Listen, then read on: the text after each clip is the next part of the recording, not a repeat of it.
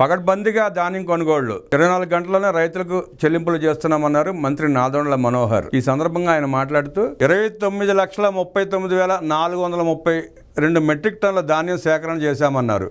5,99,952 మంది రైతులకు చెల్లింపులు చేశామన్నారు. ముఖ్యమంత్రి చంద్రబాబు నేతృత్వంలో ఉప ముఖ్యమంత్రి పవన్ కళ్యాణ్ ఆలోచనలకు అనుగుణంగా రాష్ట్రంలో కూటమి ప్రభుత్వం రైతు సౌభాగ్యం కోసం చిత్తశుద్ధితో పనిచేస్తోందని పౌర సరఫరాల శాఖ మంత్రి నాదెండ్ల మనోహర్ తెలిపారు.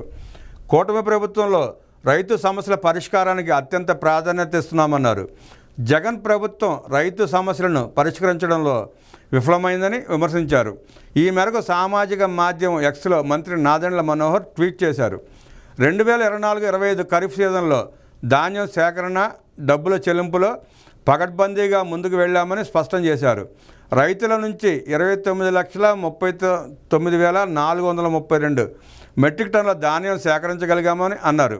రైతుల నుంచి ధాన్యం సేకరించిన 24 గంటల్లోనే 5,878.49 కోట్లు చెల్లింపులు చేయడంతో 5,99,952 మంది రైతుల్లో ఆనందం వెల్లివిరిసిందని అన్నారు. జగన్ రెడ్డి ప్రభుత్వం వరి రైతులను పెట్టిన ఇబ్బందులు, ధాన్యం సేకరించిన డబ్బులు చెల్లించకుండా బకాయిలు పెట్టిన విషయం అందరికీ తెలుసని చెప్పారు.